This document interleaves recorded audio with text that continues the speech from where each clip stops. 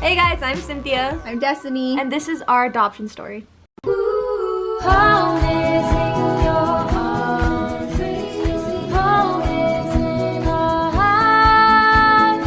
Home is wherever you are with me. With you I'm home. Crazy little. With you I'm home. Crazy little. With you I'm home. I'm going to join the conversation. I'm mostly here for moral support and whatnot, but I can go ahead and start off with a question, though.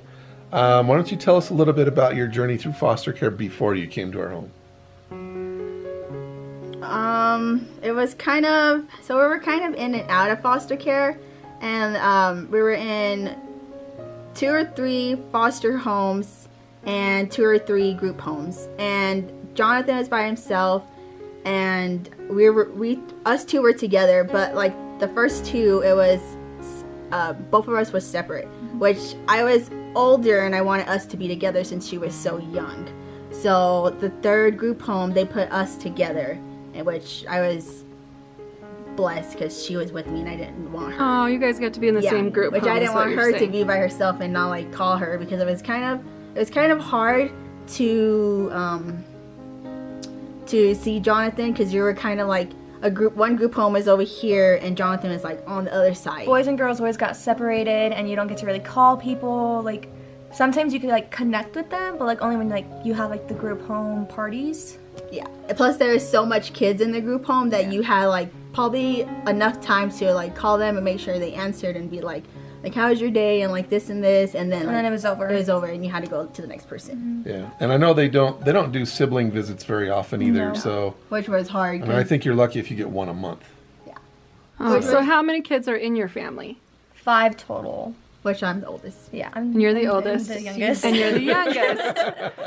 So we want to get more like into the reason we got into foster care, like what happened to us, like our parents mainly. It was basically like physical abuse and mentally abuse. It wasn't my dad. It was basically my mom. She physically abused me, and I was the one that called 911 and got out of the situation to protect my brothers and sisters. And went to school one day, and my teachers were asking like what was going on with you and stuff, and I told them that I was abused by my mom. So then they helped me call them and we got out of the situation, and that's when we went into the foster homes and group homes and with Jonathan and stuff. After she called, like the like CPS people like came like to the house and was like, hey, like are you guys blah blah blah, and we're like yeah, and they're like, listen, we know your story, like you guys need to come with us, like we can help you. And then they came to ours, the police came to our school and picked us up, and we were like, where are we going, or like what are we doing? We were like so scared, but then I kind of knew like we got out of the situation, but we didn't know where we were going after that situation. Like we didn't know if we were gonna get split up or just anywhere. So did you go from there to a foster home or a group home? So after they picked us up and stuff, we went into like the CPS office or whatever it's called, and they were calling just people and asking like, do you have like openings for like these kids, and some of them were like, no, we don't have an opening. So we slept over that night. You slept in the CPS office? Oh they slept in the office. And we were like, what the heck is going on? Like we don't know. And then like the next day, someone walked in the door. We were like, and like so people were walking in the door. I remember this, but they were walking in the door, and I was like, this has to be for us. And I'm like, come on, like this is for us. Like we can't stay here another night. And they started walking, and then someone came up to us and was like, are you like Destiny, Cynthia, and Jonathan? I'm like, yeah. The person came up to us and was like, okay, we'll take you too. And then we said bye to Jonathan and stuff, and then... So you guys separated? Yeah. So we said bye to Jonathan. That's and stuff. Awful. So it was like, so then we were like, hey, we're not going to leave until Jonathan finds a place. So we stayed there with the person that was going to take us to their house. And Jonathan left. Oh, I'm sorry, honey. That's one of the hardest things about foster care. It's really hard sometimes to find foster homes for groups of children. So it's definitely a harder thing. Oh. So then you went to group homes. Yeah, that's a funny story. That's a funny That's story. a funny story. Okay. Well, we went to the group home, and there was like, so we got there, we were like, there's so many kids, and we were like, oh, that's gonna be a group home of like boys, with boys and stuff, but there is not. It was just like It's all girl group. all girl group, like They always any- separate boys Yeah. from girls. Do you want to tell a little bit about how we found them? We had an opening because we had just finished our adoption of Cody, Elizabeth, and Lacey. So we had an opening for 3.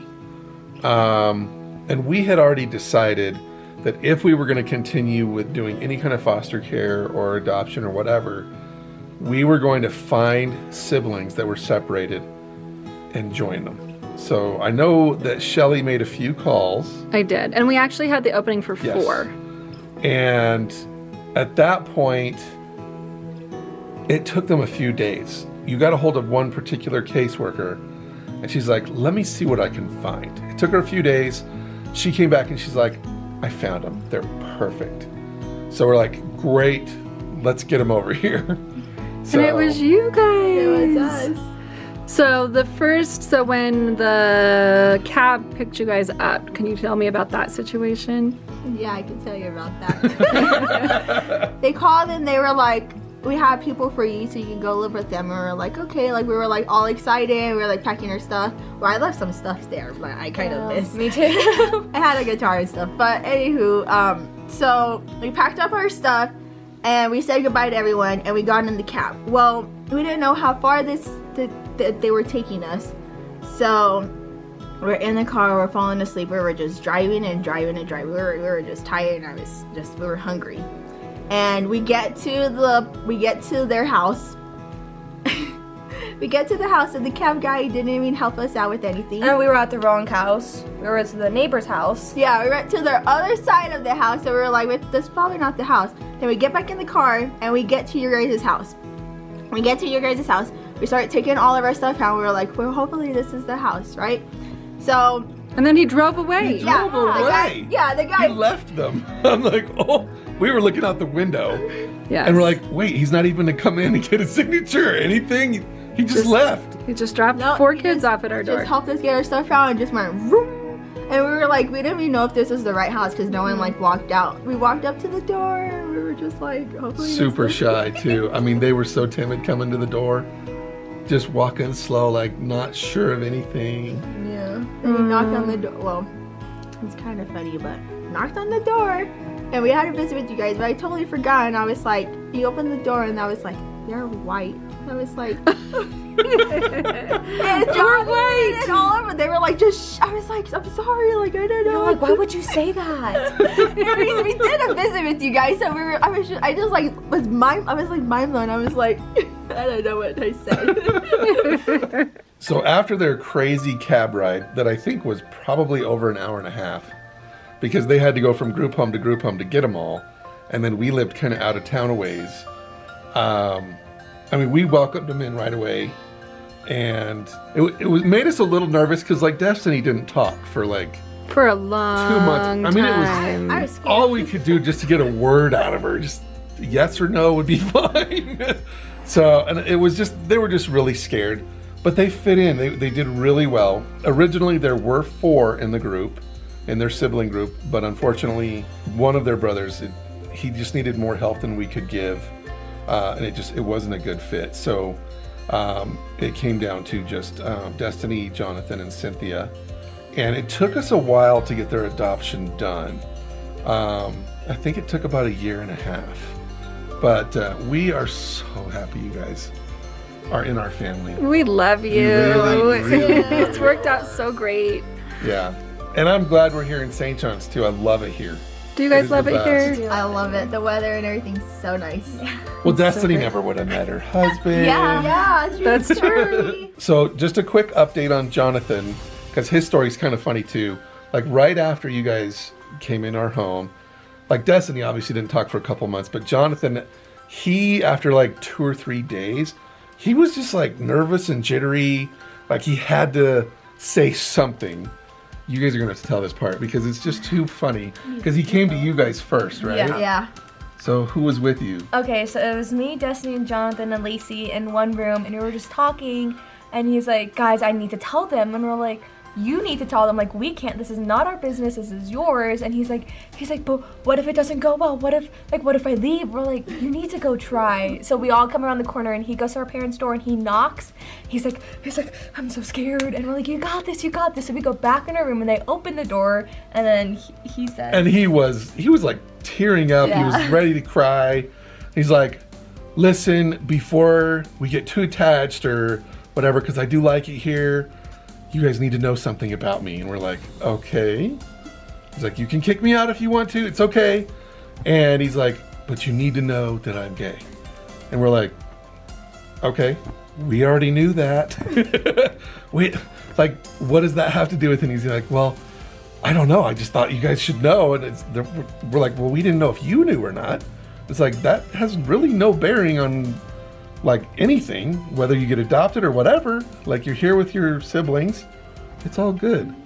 I think the main reason he was scared because a lot of kids in foster care, like when they come out like, hey, like, listen, I'm gay, they won't get adopted. Like, period. Like, they would stay That's in so group- sad. Yeah. That's true. That's ridiculous, is Yeah, what it so is. they would stay in group homes and like age out. It should never have a bearing on whether you get adopted or not, or whether you even stay with your siblings or not. No, So- that's awful. Family support is way too important, and it should have no bearing whatsoever. Well, anyway, we're going to call it for now. We're going to reminisce a little bit and talk a little more. Thank you guys so much for watching, and good night. Bye.